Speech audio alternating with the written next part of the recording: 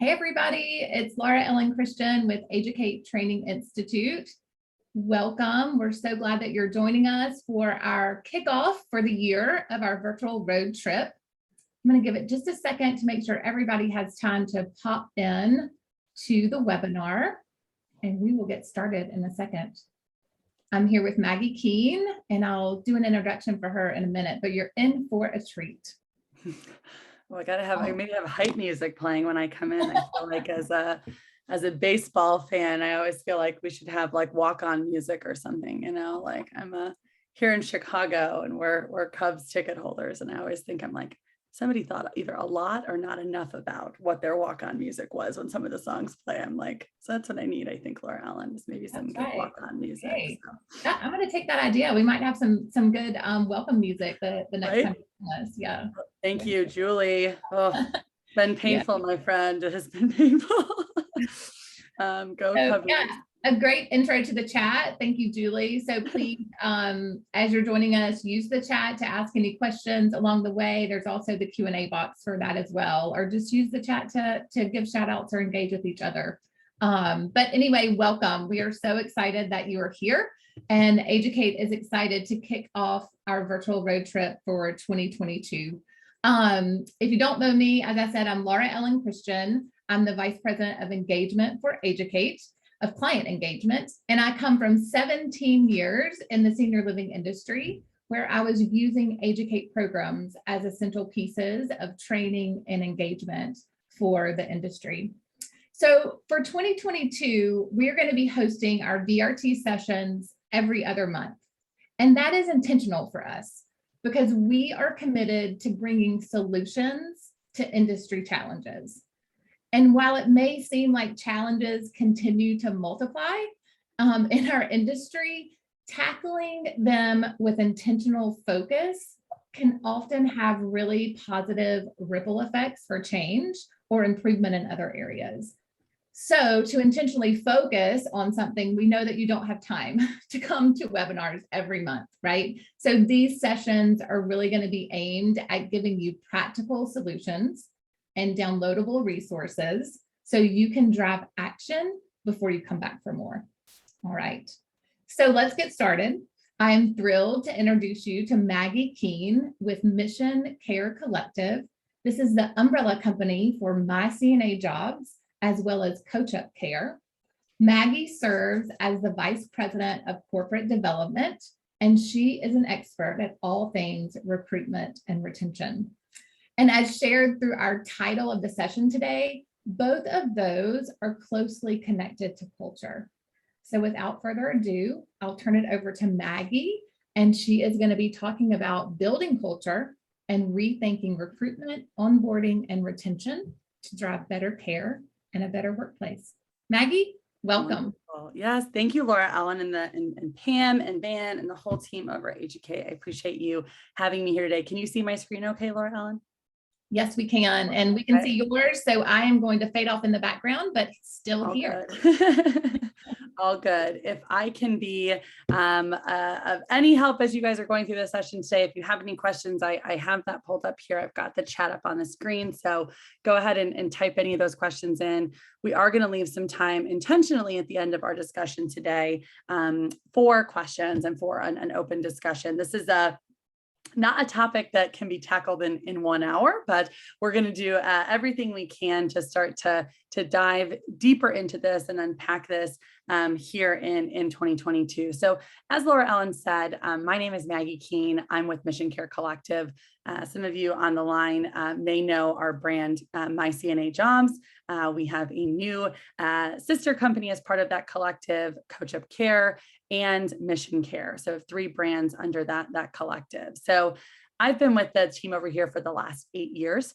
I'm excited today to talk about building culture, and culture is certainly a buzzword right now, right? Something you're hearing a lot. I know I've been hearing it a lot for especially the last few months, but it's so much more than just a buzzword. And I think all of us on the line know that today. So here's the thing, just about every part of your company performs better when you have a strong culture. Specifically today, we're going to talk about how to think differently about recruitment, onboarding, and retention to drive both better care and a better workplace. But again, culture is playing a role in every facet of your organization. There's lots of talk on culture. So I want to give you our perspective. I want you to understand the angle that we're coming from in today's conversation. So our perspective, well, it's based on our experience over the past decade working alongside our suite of brands. As I said, my CNA jobs, Culture Care here, and Mission Care. And through those brands, we've helped to connect over 3.9 million people annually to jobs, training, and career resources across the front line of caregivers in the US. Historically, those caregivers, CNA, and home health aide roles have had wildly high turnover. And as of today, those roles are the most in-demand professions in the country.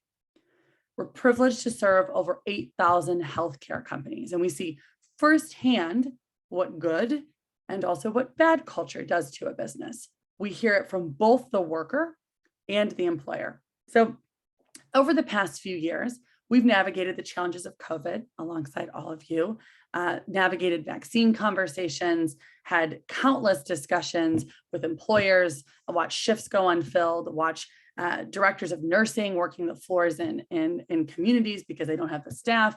We've launched new brands in the past couple of years to better understand the impact of culture and also to study what works in healthcare.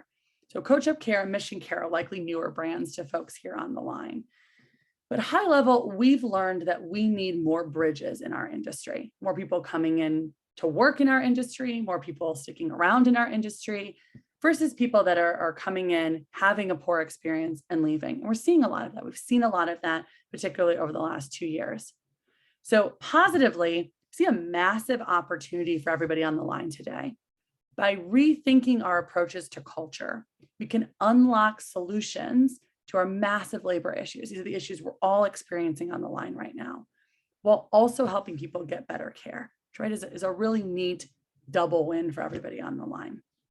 So again, as you have questions throughout today's conversation, dive in, type them into the chat. I'll keep my eye on that as well. But we're all on the same page, and I thought I'd start with something very simple.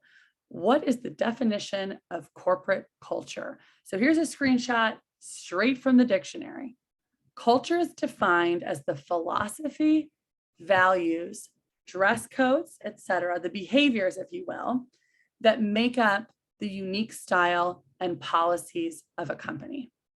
And every company has a feel, right? Every company has a culture. But not all cultures help a company reach its goals. In fact, a bad culture, as many of us can assume, right, actually does the opposite. It drives the company farther from its goals. A culture is not what you say in your business plan or what's written on the wall when you walk in the door, but rather how it feels, how your team interacts with one another. It's the reality of things like, how does your team describe your company? How are people recognized? Why are they being recognized? What behaviors at your company get rewarded? Who fits? Who doesn't? It's about what's said when management isn't in the room at the water cooler, right? And culture takes strategy. So if you don't have a strategy for culture, it creates itself. You all have one. Every single company on the line here today has one. Some companies have intentionally built cultures, and others have culture that's just created over time by the circumstances and the people that work at a given company. So if you walk away with one thing today, and hopefully you walk away with more than one thing, a lot in our session today, but I hope it's the idea of thinking about your culture strategy and being intentional about building it, that you bring your team together to talk about it. Culture is one of the most valuable assets a company can possess. We've seen that more in the last 2 years than maybe the 20 years before that. And here's the thing. We're operating in a market and in an industry where people are doing hard work. Healthcare isn't easy work. Home care isn't easy work, right? Senior living, skilled nursing care is not easy work. And the reality is that oftentimes people can make more money working somewhere else. It's an incredibly competitive labor market. That's often what I come to webinars to talk about, right? I share how this is the greatest deficit, the greatest difference between the number of jobs in a market today and how many people are looking for work. It's the largest we've ever seen in recorded history, right? That's incredible. And we're seeing that today. We know people have options, particularly hourly workers. They don't need to stay at a company. Your job is to make them want to stay at a company. That's the secret. And that comes from culture.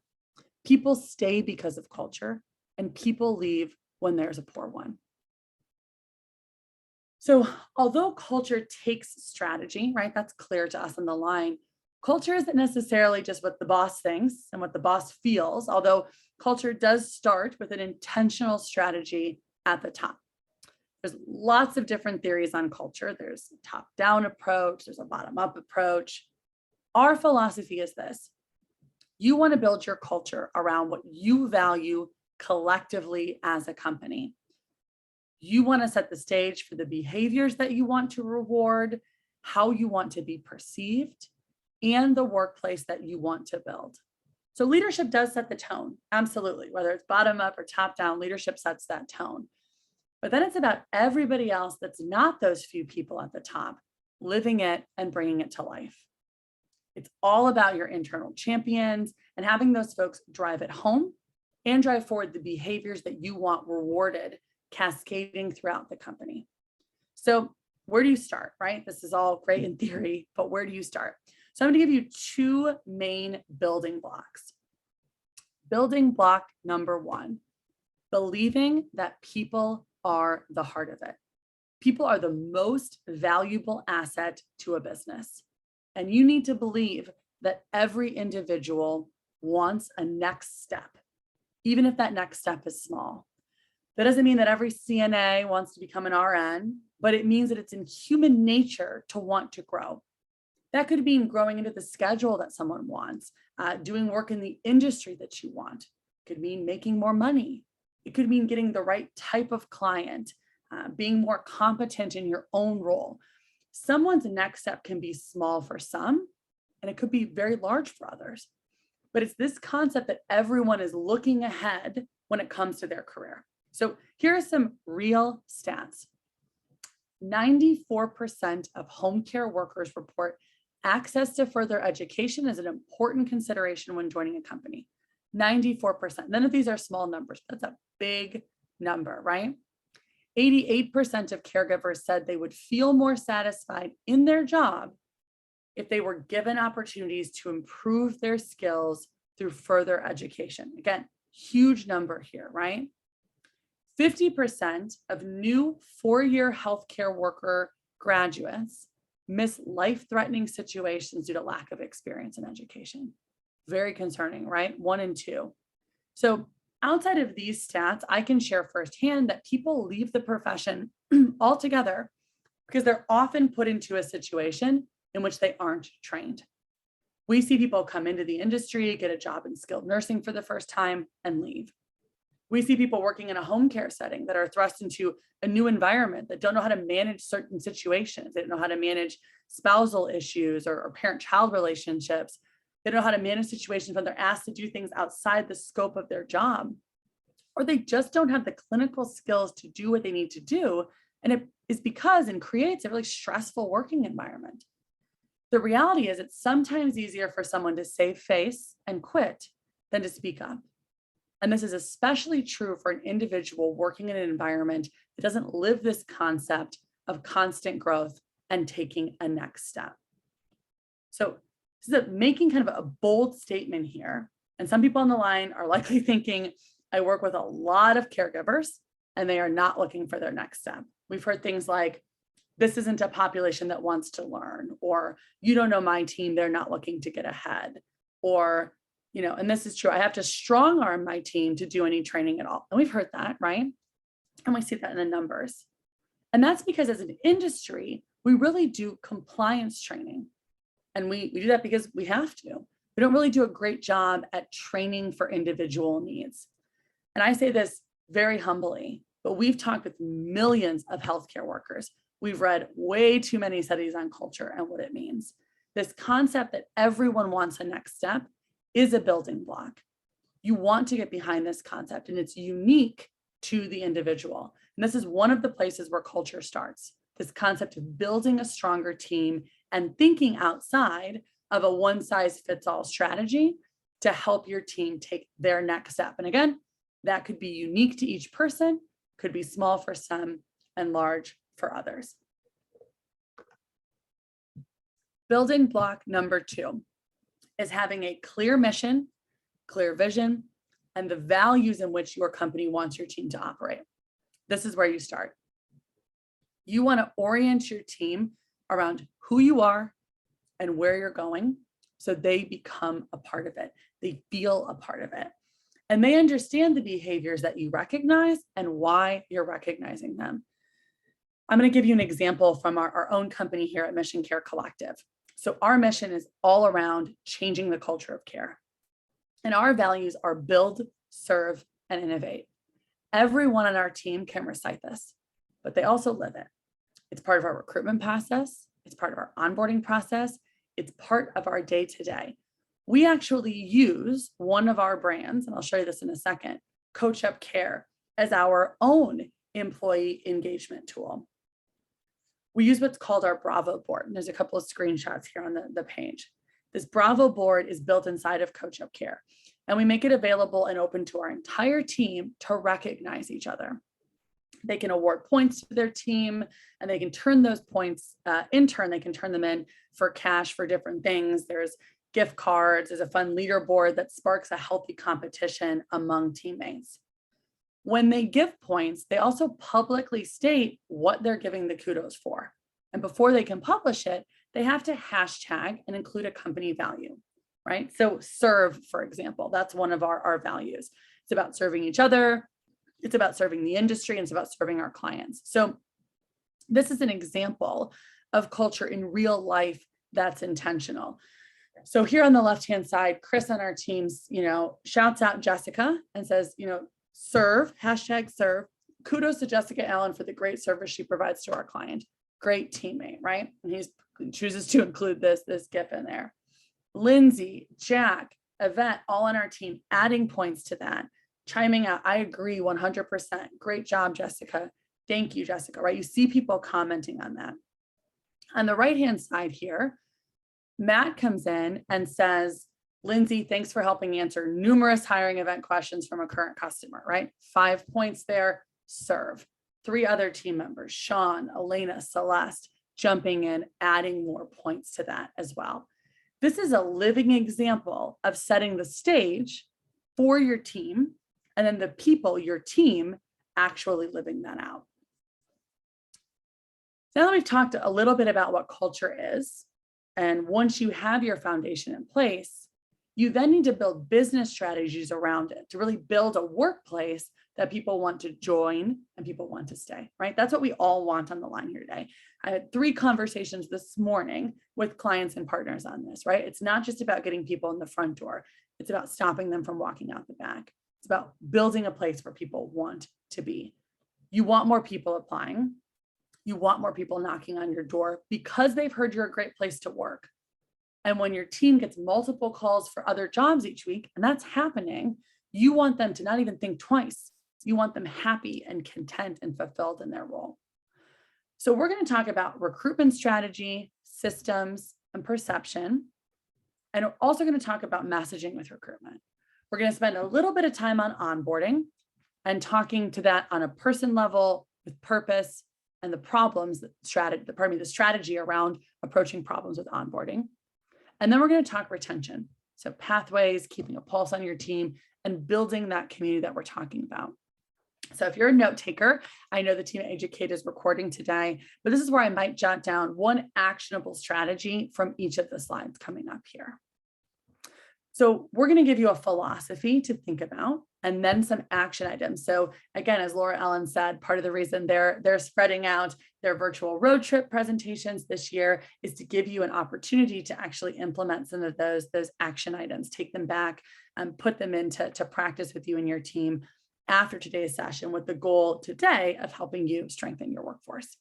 So starting with recruitment, philosophy. It's best for a company to be in the position to eliminate candidates versus applicants eliminating you early on in the hiring process. That's an important understanding. You win by having a large recruitment funnel. Got my funnel here on the right. Here's the thing. Half of you on the line likely already do this, but half of you don't. And I shared to start, we operate My CNA Jobs, the largest network of frontline healthcare workers in the country. We serve thousands of healthcare providers. And for fun, we pour over thousands and thousands of job postings. And man, is there room for improvement there. You want as many people coming in the top of that funnel. That means job applicants. So you can pick the best of the best that make it through that process. The more people on the top, the more choosy you get to be. We work in care, right? You're not looking for employees that just have a pulse. You're looking to choose the best people that sync up with your mission, your vision, your values. So action items as we think about what does this mean in reality? First, when you think about your job ads, you should be selling in them versus eliminating. Pardon me. Do an overhaul of your job ads every quarter. So this is your sign. It's the middle of February. This is your quarterly sign. At the end of the webinar, I'm going to launch a quick poll. If you want our latest guide, we're happy to give it to you for free. But here's what you want to avoid. Things like you must have X or Y to work here. Think about a job ad as your 10-second advertisement. People don't read it for long, right? And you can eliminate later. Your goal is to get the applicant so that you can get more information and decide if they are in or out versus having someone see a bullet on your ad and thinking they're not qualified. Next, I encourage you to ask yourself, have you ever tried to apply for a job at your own company? If the answer is no, or it's been 6 months, do it. Walk through the process. Walk through the process on a couple of different sites that you may have your jobs posted on. Try to apply to one of your own jobs on your careers website from your phone. Does it work? Is it fast? Is it short? You need to make sure that this process is great so you're not losing people to technical issues. If you have a careers website that makes you set up an account to apply for a job, run, fix that. You're losing people in the process. So recruitment strategy, total approach here, philosophy, action items. Continuing down that recruitment. Another philosophy, maximizing hires is about having the right blend of people and systems.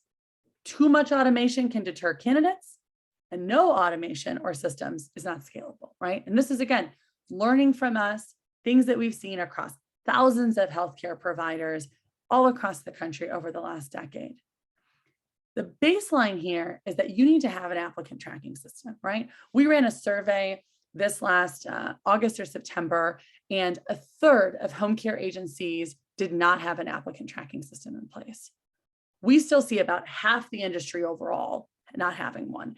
If you don't have an ATS, it's hard to track what's working. It's hard to track what channels are performing. And you need to manually post your jobs. It just won't drive the volume that you need, and it won't give you the data that you need to be able to make decisions. My team says, I say this phrase way too much, but what gets measured gets managed. It is so incredibly accurate. And applicant tracking systems are a key part of that process. My CNA Jobs integrated with lots of great ATS, as you can see some on here, Hireology, Jazz HR, Career Plug, iCIMS, Paradox, Clear Company, Healthcare Source, lots of great, all different sizes of organizations can pick from that menu. But the baseline is to have that applicant tracking system and also call your applicants the same day. That's the baseline, right? That's good, right? You can't replace a human with a robot, in our opinion. This is care. People need to hear why you're different, and they need to see that you care as an employer. The companies that we see making the most hires have an applicant tracking system, but they also have a philosophy and practices in place of calling their people quickly after they apply. On average, the industry lets applicants sit for over 4 days, right? This is terrible. And this is an opportunity for you to lead here as well. You can call same day. You have a few days to get that person through the process while your competitors are sleeping. That's our baseline, right? That's what we're starting with. Better is having that applicant tracking system, calling your applicants the same day, and then adding in some type of text or email nurture campaign. There's some automation option here. If you're not getting a candidate live, you want to hit them up for a few days afterwards to keep them warm before they go cold. Again, a lot of systems out there. Our My CNA Jobs brand is integrated with most of the big players in the space. We do a lot of custom integrations. And I can share this from experience and calling over the data. The companies on an applicant tracking system generate way more hires than those that don't. We're not an ATS, not selling you an ATS. We just drive traffic and advertise jobs. So if you have an applicant tracking system, you can talk to your My CNA Jobs rep about enabling that integration, and your recruitment becomes automated, and you can see how many hires you're making from us and from your other channels. This is a big piece. So baseline, applicant tracking system, calling your applicants same day. Better is doing those pieces and also including that automation, that scalability in there as well.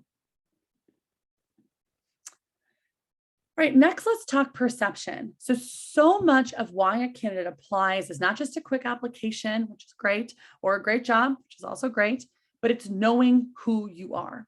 And here's the thing, most people don't likely know who you are. So your perception is reality for a candidate based on who they talk to or what they're seeing online. People Google, people look at Glassdoor, and people ask other people that work there. If you have a great culture, you're going to get referrals, right? Because you have a great perceived value as a brand. Referrals are gold in this industry. There's tons of research to back this up. They show up at a higher rate. They stick around longer, right? They're more invested, especially if they're referred by other good people. But with the volume of people that most companies need to hire right now, you need to hire outside of referrals. Referrals tend to generate good hires, but lower volume, which means you need to attract people that don't know you and will be looking you up online. So do a referral program, but also build a strategy to take employee stories and get them out online. Videos of your team, testimonials, stories, put them on your social channels, put them on your website, encourage your team to share them. People care more about what your team says about working for you than when you say. So that's a great way to help control that message. And that's key. People are more likely to leave a bad review than a good one. So you need to ask those happy people to talk more. That leads us to this next one. Glassdoor takes strategy. Everybody on the line here today, us included, likely has a Glassdoor review that isn't true, and you cringe when you read it. You can also take two strategies with Glassdoor. Let it sit or get happy people talking, or fans of the second one. You can do it manually. When someone's happy, ask them to write you a review. This works, absolutely. You can also automate it, right? So one way to do that is via our Culture Care platform. When the system surveys your employers and it senses somebody is happy and you have Glassdoor enabled, it actually asks them to review you right at the point that they say that they're happy. It's a way to grow reviews of happy people and be more of a set it and forget it strategy that trickles out positive reviews over time. If you're interested in that, you can let us know in the poll at the end. But this is a big piece, right? Perception is everything. And for many folks, perception is reality. All right, last one here on recruitment. The philosophy here is that everyone in your company should know what you offer. They should know how to talk about it with candidates, and your recruitment ads need to mirror that message. So here's what we see. The ad says you offer 10 things. It gets to the recruiter and they either don't talk about them, only a few of them, or they schedule an interview for a local hiring manager and they can't really speak to the details of the benefits. And we see this all the time. Do you want to know why? We have people that reach out that want to know about a certain benefit that's listed in their job at My CNA Jobs. Most of the time it was posted by a previous person and that employee of that organization didn't even know that benefit existed. We promote hiring events at My CNA Jobs. So companies build an invitation that lists everything they offer to attract people in. And then typically someone else runs the hiring event, either virtually or in person. We do prep meetings with the person running the event. They almost never know of all of the benefits, or it sparks a conversation between the person running the event and the person that wrote the invitation. There's an opportunity there, right? All of these people that we're talking to work for the same company, right? That person setting up the event, the person that's hosting the event, the person that's posting the job. Now the new person is in there asking about the benefits from the previous person, right? Make sure your team knows of your benefits and how to talk about them. Make sure your team knows how to overcome reasons that candidates might turn down working for you. We see a lot of recruiters struggle here when questions are asked around pay. We ask, what do you say when someone says they can make more money elsewhere? They don't have a good response. What do you say when someone says they want full-time hours and you only have part-time? These are critical conversations and training opportunities for your team to know how to better message to candidates. You also want aligned candidate messaging. So no matter who they talk to at your company, it's clear who you are and what you offer. So that's the recruitment side of the conversation for today. Now let's step into onboarding. So the philosophy here is that every person is unique. What they want out of the company is unique, their existing knowledge and training is unique, and their desired next step is unique to them. Back a few slides to that building block, right? You've got college kids applying for jobs, seniors, we have people on a path to nursing, we have people working for extra income. All of these people are in our industry. It is not a one size fits all. You want a great onboarding process that's built for everybody, but you need to carve out time to really get to know people, what they want, what's their baseline education, what are they good at, what are they bad at, right? Where do they want to go in the next 3 months, 6 months, a year, 2 years? This doesn't necessarily have to be going from a CNA to an RN. It can be, I don't know how to work with dementia patients, and I'd like to learn that. Or I'd like to eventually find a client that lives closer to me so I can work before and after my kids get out of school. You really want to get to know people. So let me give you some examples of some folks. I pulled some resumes directly off of my CNA jobs to surface their stories. They all have one thing in common. They've applied to work for a care job. But as you'll see, every single one of them is a different person. So you have somebody here, right, why she wants to be a caregiver, right? You have someone that has no professional caregiving experience. This is somebody who has office experience. She's worked in an office her whole life, and she wants to help people. She said verbatim on her application, helping people do what they cannot do for themselves is more rewarding than office work. Then you've got somebody here with no care experience that took 3 courses on my CNA jobs on her own time. She took a 4-hour caregiver certification course. She took COVID training. She took a dementia course. She used to be a minister and she wants to help her community. You have somebody here who's on a path to nursing and wants to work as a caregiver to get some experience. She has no formal professional experience, but she's cared for grandma, right? So I want to be a caregiver because I want to become a nurse. I feel as though this job would give me much needed experience that I need to become a better nurse. I also want to be a caregiver because I was a caregiver for my grandma before she was put in a nursing home, right? So you've got somebody here who's on that path. Then you have a senior here who wants to help other seniors a few hours a week. Then you've got someone in school for HR who's looking for meaningful part-time work. Every single one of these people is unique. So back to this slide here, right? They could all potentially make a great employee, but what each of them wants out of a job and what they want out of your company is going to be different. Their paths and experience are different. What they want for their next step is going to be unique and different. So this is what we mean when we say getting to know people is powerful. You may have one onboarding process for everyone, but you want to tailor it towards each individual and think of coming alongside your team to help them grow in their own respective path. Regardless of your background and goals, you want to give everyone something to shoot for. Give them a goal or a next step or a reason to come back to you and talk about it. Map out their first 90 days. Again, goals can be small, but they can help orient people on what you want them to do. Do you want them to learn something new? Do you want them to deliver such good service for a client that that client asks to increase hours? Do you want them to complete some initial training or help build on skills they already have? Make sure it's clear and there's a good next step. 60% of companies don't set any goals or milestones for new hires. And if you just look at healthcare, this number is actually even higher. I bet fewer companies than that set individual goals. They treat onboarding as a one-size-fits-all.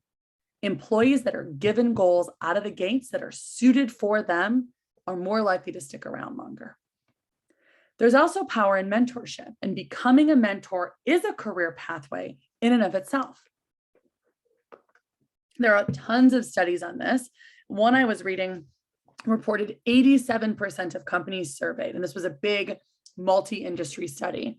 87% reported that a buddy or mentorship program speeds up productivity. Take someone in a similar or slightly elevated role that is a positive light for your company and connect them with that new employee. Give your team a buddy to learn from, and you plant roots downward in your organization that will bear a lot of fruit upwards. Mentors are not the manager, but they show people the ropes. They teach them how things are done, and they truly orient someone. So by picking mentors that embody your culture, right, back to those values, that mission, that vision, you start to create more teammates that live out that culture you're trying to build. It's just a win all around here, right? Very big fans of mentorship programs. Okay, purpose. This is a big part of onboarding that's often overlooked. It's important that your new team understands early on who you are and what you're about. They know that they just signed up for a CNA job or to work as an LPN or office manager. What they don't know is who you are under the hood. If you've set your mission, your vision, and your values, and that was the first part of our session today, now it's critical that your team knows them. If your current employees aren't bought in, they will seek employment elsewhere. I was struck by this Inc. headline. Gallup data finds that only 1 in 4 employees, 25%, believe in their company values. This screams opportunity, and there are easy ways to put this into action. Onboarding doesn't end until a new hire can recite the values. Don't pass go until this is done. And you know what's awesome here? We work in healthcare. Everybody on the line here today. It's easy to have values that people align with. Most people are in this to help people. It's really a beautiful thing, right? Make sure your team knows who you are before they touch their first patient. And then praise the heck out of people each and every time you do it. Tie it to a value. I give that example of how we use the Bravo board in Coach Up Care. I'll tell you, if you have 50 or 100 people out there praising your team and each other, and it's all tied to what's important to you and what you value as a business, put a penny in your piggy bank every time that happens. It is gold. It's how you start to build community with your team in a really healthy and organic way. Outside of recognition, tie your values to every communication. You have digital pay stubs, put a quote on it that drives home a value. You have a wall in your office that people see when they come in for an interview, put something up there that reflects your values. Sending out a morning announcement every day, kick it off with a story that ties to a value. Taking people to a ball game, right, to celebrate their hard work, tie that to a company value. Put your values front and center in everything you do, and it starts to become the heartbeat of your company. All right, last stop on onboarding, and then we're going to move on to retention. But everyone here likely knows that a big portion of turnover happens in the first 90 days, right? In fact, 57% of frontline healthcare position turnover for frontline healthcare positions occurs in the first 90 days of employment, right? This is critical here. So you want to block and tackle, and I'm coming off of a Super Bowl reference there, block and tackle problems before they even happen. So our philosophy here is you share common problems, you share how to solve them, and you give people a path to get to a solution early on. Let's say you have extremely high turnover with people after the first few shifts, or higher turnover with people that work in a remote area, or more turnover for shifts that work on the weekend than those that don't. Call it out early, sit in the room with the new hire and talk about it. Say, hey, you're working a weekend shift. I really appreciate you working weekends, as we really struggle to find great people like you to work weekend shifts. In fact, our turnover is higher for weekend work. And you just learned that one of our company values is delivering the best care for our clients and residents. We can't do that when someone doesn't show up. Our clients tell us they feel lost when their caregiver doesn't show up or that caregiver changes. So I want to share this with you, and I know that schedules can change. We really need this schedule now. But if it becomes a problem for you, talk to us. We'll work through a solution together. Doesn't always mean I can change something overnight, but you're an important member of the team and we value having you here for a long time. We always have an open door. Now, the reality is that someone may still quit, right? That doesn't want to work weekends. And that's maybe what all you have in this scenario. But instead of sweeping it under the rug, you're talking about it up front. You're giving people an out to talk to you. If people have a place to go, they are more likely to talk than just quit. That's one example of many. I'm sure your wheels are turning of examples that may be occurring in your day-to-day today. Where I'd start is creating a list of why people leave in the first 90 days. Outline what you want to do about it and how you want to address it. And make sure you're addressing it during onboarding then. Talk about those problems up front. That leads to better results. All right, moving into retention. We're going to go back to that unique person concept we just talked about. It's the same for retention. Each person is unique. What they want is unique. How they learn and progress is unique. And their situation is unique and it's changing. People evolve. Situations evolve. And when you're working in a care setting, there are a lot of people and a lot of things that happen behind closed doors. Look at home care, right? You don't always know what's happening when it's two people in a room together. You don't hear the tone of conversation, see the expressions, truly understand what's going on. Our philosophy here is that you need to keep a frequent pulse on each individual. Group surveys are nice. Random samples of surveys of employees are nice, but keeping a pulse on each individual frequently is where you'll get ahead. This is our action item here. Consider doing this. Consider implementing frequent surveys of your entire team. And there's a lot of different ways you can do this. You can use SurveyMonkey. You can do it manually. You can also automate it. And I'll show you a little clip here in a minute of how our brand, one of our brands, Culture Care, does it here. But regardless of what you use to do it, I would just consider doing it. You hear about problems before turnover happens when you're doing this. You always start to build a better roadmap of who you want to coach up, coach out. Maybe you have who has a foot out the door, right? And maybe who you don't want to have go. I'm going to show you a little quick clip here of how we approach it just to give you an idea. Our tool is called Vibe, but again, lots of ways you can do this if you don't happen to have Coach Up Care. So you set up surveys, right? You determine who they go to and when. You set 5 yes or no questions. You can pick from a library or set your own. Then you have the opportunity to choose to enable Glassdoor reviews. And from there, your surveys are automated. They go out, and when it's time, employees get texted, it's time to take it. They click, they do it online. It takes less than a minute. And then you get that feedback. You see this Vibe meter that follows that employee around throughout Coach Up Care. So your managers always see the latest pulse. Then you get an aggregate roll-up report in here that shares who your fans are, who your detractors are, so you can go in there and take action. And I think what's important here, when you think about retention, it's all about keeping a frequent pulse on your team. We've seen 2 weeks be the sweet spot, and for care and aid employees, and 4 to 6 weeks for other clinicians and office staff. Let's talk about pathways.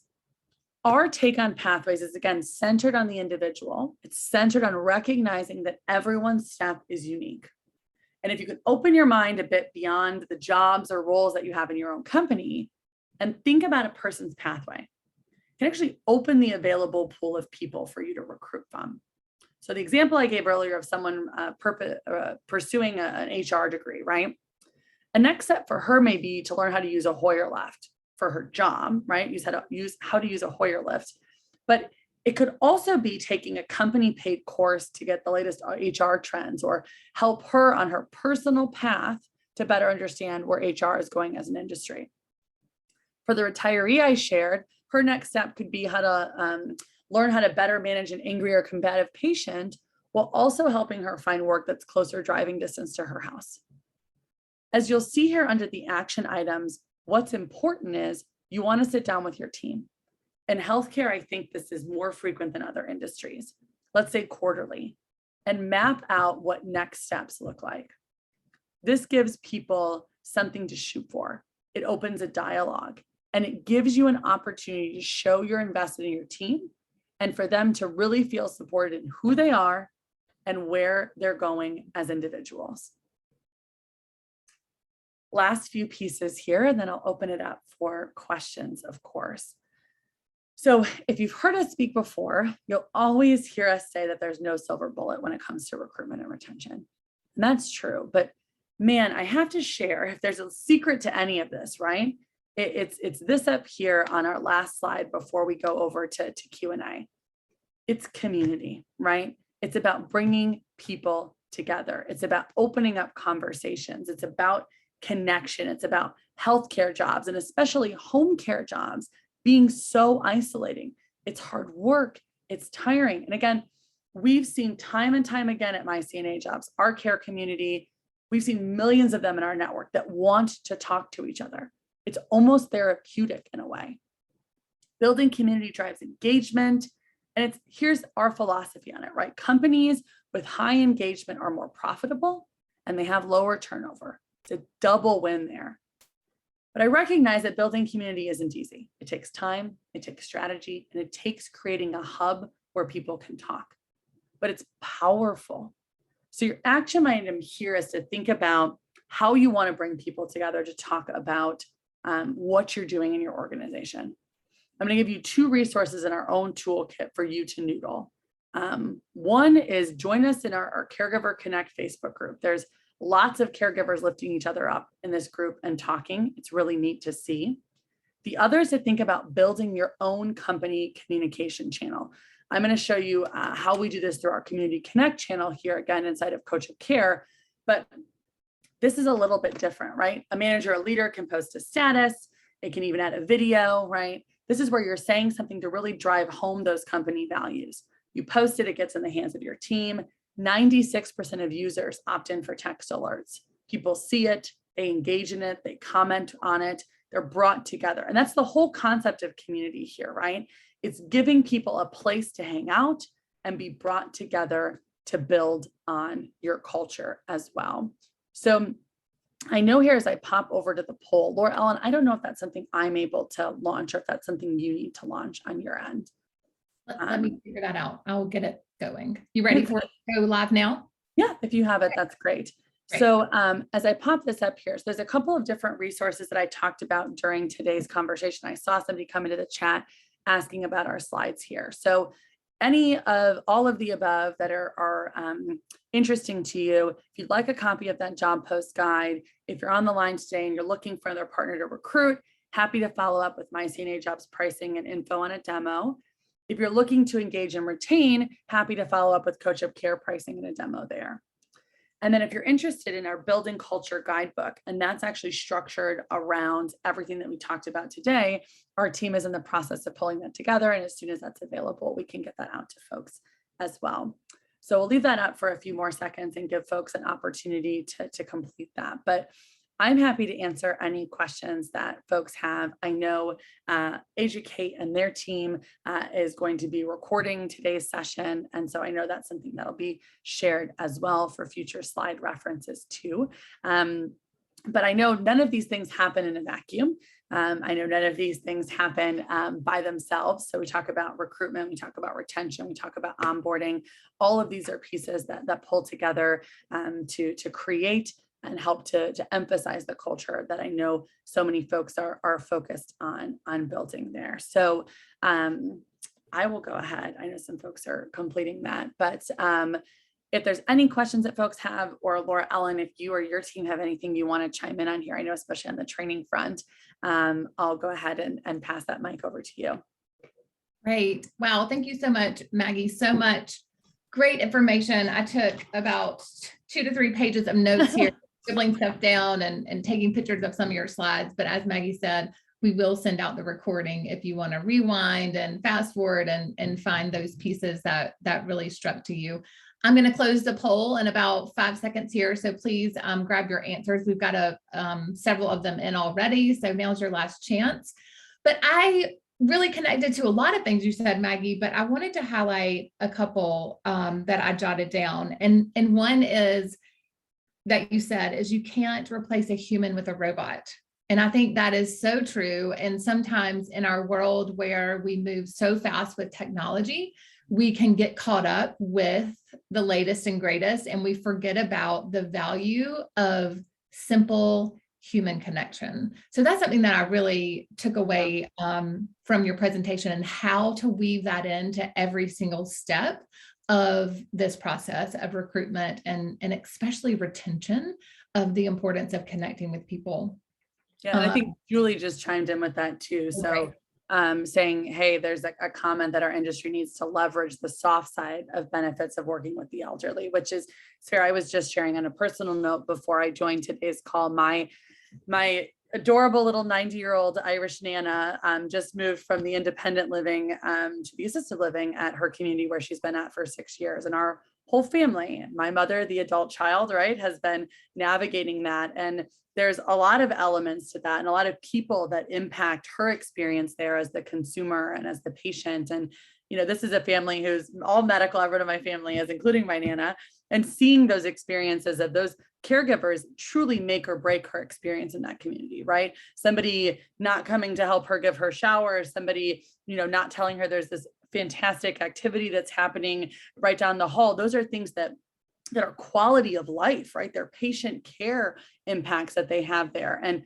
so many of those people are in that caregiver and CNA role, right? They're such an integral part of the success of an organization. And I'm picking a community here. I saw Janice chimed in as a former DON. I would use employee evaluations as opportunities to identify individualized personal or professional goals and the development of pathways, and then identify strategies to facilitate goal attainment.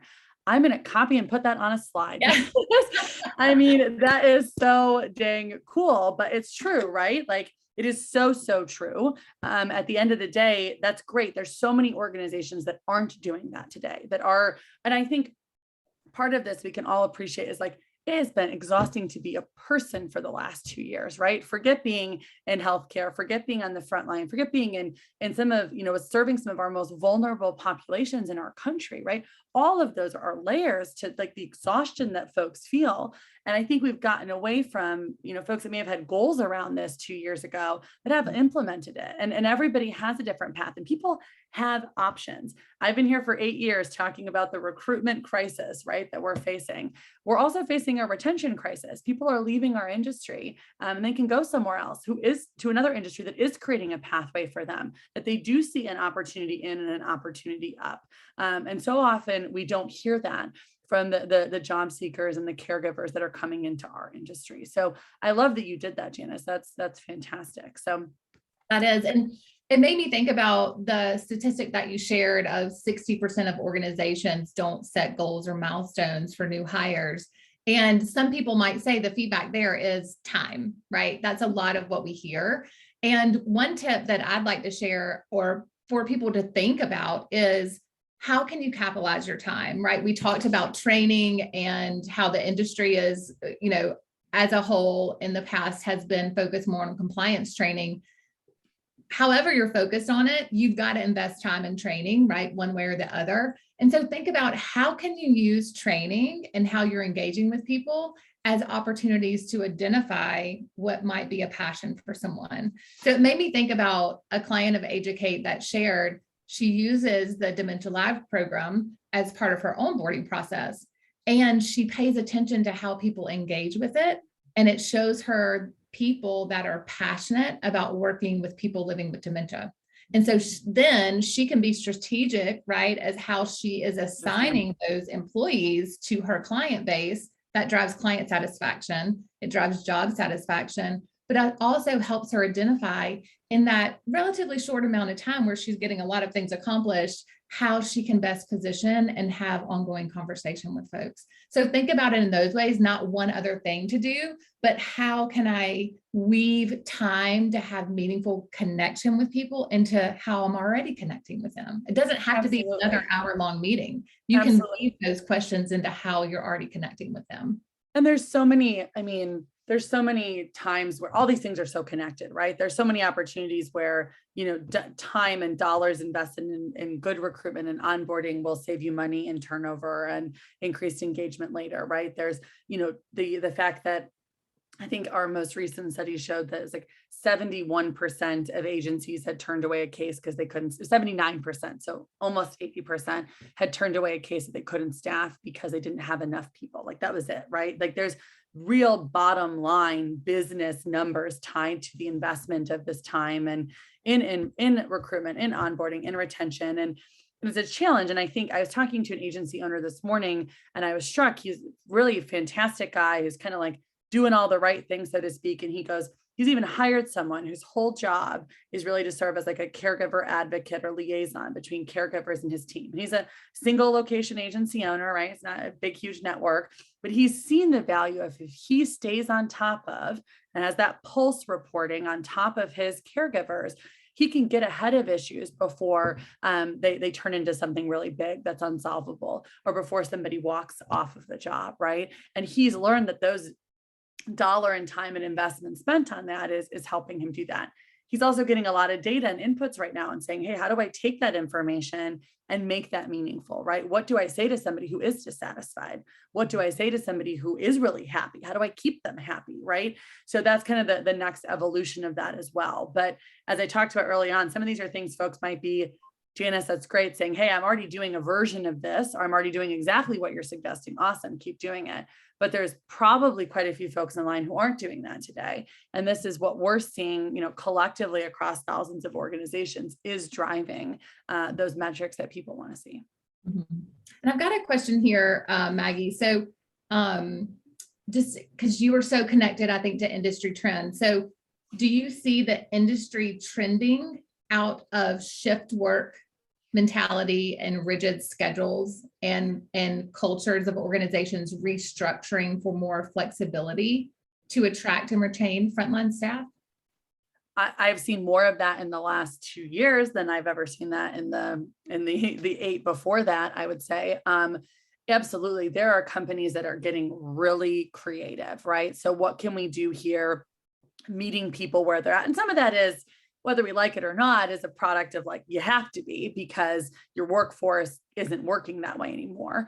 I think that the norm pre-pandemic was a caregiver, a CNA might work for an agency. They might also work, do some shift work at a facility. They might also drive for Uber or work for Target. Like it was almost the norm for a job seeker pre-pandemic to work across multiple sort of industries almost and job types. And the pandemic and the slowing the spread of COVID and the virus said, hey, if you're working in that facility, you can't also come into my home, right? Or if you're driving for the opportunity to drive for Uber may have gone away, or right, these different things. And we lost some people in that. And other people said, which I think was the best shift I've seen when I look at statistics over the last few years, is the number of people who told us in our industry that said, I want a company. It was 42% of caregivers reported to us last year that they were looking for a single company that offered benefits, that had the hours that they wanted to work full time for somewhere with benefits. That was like unheard of 2 years ago. That wasn't the norm. People weren't looking for that work, and they are now. So they're looking, I think, for companies to be a place they can come and hang their hat with and they can grow with. And that's a shift, right? That's not thinking about things the same way we were thinking about them 6 months ago, forget 2 years ago, is not doing any of us a service, right? So I think that, yeah, absolutely, I'm seeing that shift. There's also a lot of guardrails up, right, that are hard to break in a lot of those systems, but we are seeing that, and that meeting people where they're at is what we're seeing is driving the engagement and the retention as well. Yeah. All right. Well, we're coming up on our hour, Maggie, and it's been a pleasure to have you. I'm going to close with one other thing that you said that really struck with me, which is true, is the industry has always been focused on compliance training. And that's something that I really took away of how do we support the industry to flip that and focus on training for personal growth that also checks the box of compliance, right? And not the other way around. So if you're not familiar with AGE-u-cate, we're AGE-u-cate Training Institute. Look us up, AGE-u-cate.com, connect with us on Facebook, LinkedIn, Instagram. And as with Maggie and Mission Care Collective, we are here to partner for your success. Maggie's email is up there. I'll type mine in the chat right now. And we really appreciate you coming and spending a little bit of your day with us. Absolutely. We'll see you again. Our next Yeah, thanks, Maggie. Our next VRT will be in April, and you'll hear about it in your inbox or on social media. Thanks, guys. Take care.